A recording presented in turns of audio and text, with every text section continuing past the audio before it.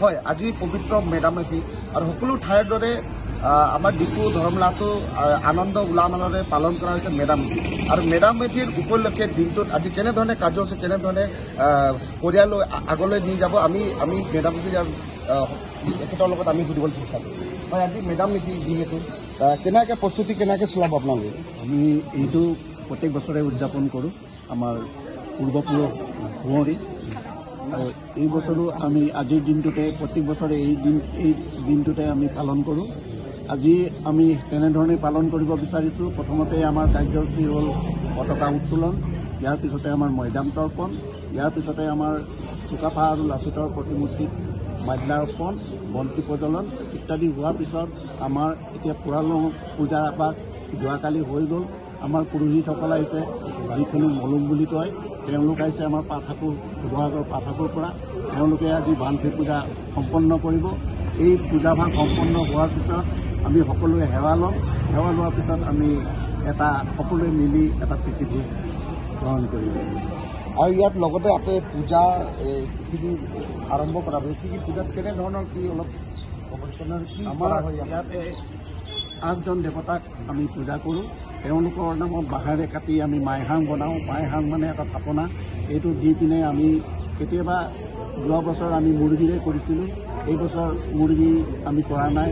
মুৰ্গীৰ সলনি আমি কণী দিছোঁ আৰু তেওঁলোকে তেনেকৈ ধৰণে পালন কৰে। মুৰ্গী নিদিলেও তেওঁলোকে কণী দিলেও হয় বুলি কোৱা হৈছে, সেইকাৰণে আমি তেনেধৰণে এইবাৰ কণী আগবঢ়াইছোঁ। আৰু এইটো সম্পন্ন হোৱাৰ পিছত আমি সকলোৱে একেলগে আশীৰ্বাদ ল'ম, যিটো আহোম ভাষাত জন্মিং বুলি কয়। জন্মিং লোৱাৰ পিছত ই সমাপ্ত হ'ব। হয়, আমি এই মেডাম-মেফিৰ এই স্থানত আমি ধৰ্ণাত উপস্থিত হয় আৰু আমি দাদা এজনৰ ওচৰলৈ যাম। ইয়াত আজি কেনেধৰণে তেখেতে প্ৰস্তুতি চলাইছে দাদা ওচৰলৈ? আচলতে খেকলাই মেডাম-মেফি অৰ্থাৎ পবিত্ৰ মেডাম-মেফি আমি উপৰিপুৰুষসকলক স্মৰণ কৰিবৰ বাবে এটি অনুষ্ঠিত কৰা অনুষ্ঠান। আৰু এই ধৰ্মতলাত আমি 39তম মেডাম-মেফি পালন কৰিবলৈ আগবাঢ়িছোঁ।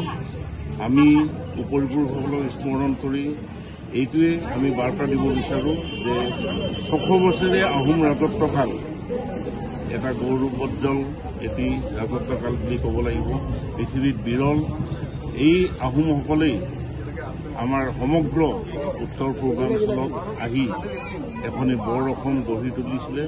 আৰু বৃহত্তৰ অসমীয়া জাতিৰ জনক বুলি আমি চুকাফা, যিজন আমাৰ প্ৰথম স্বৰ্গদেউ, আমাৰ ৰজা চাওফা বুলি কওঁ আমি, তেখেতেই বৰ অসম আৰু বৃহত্তৰ অসমীয়া জাতি গঠন কৰি গৈছে বুলি আমি বৰ অনুভৱ কৰোঁ।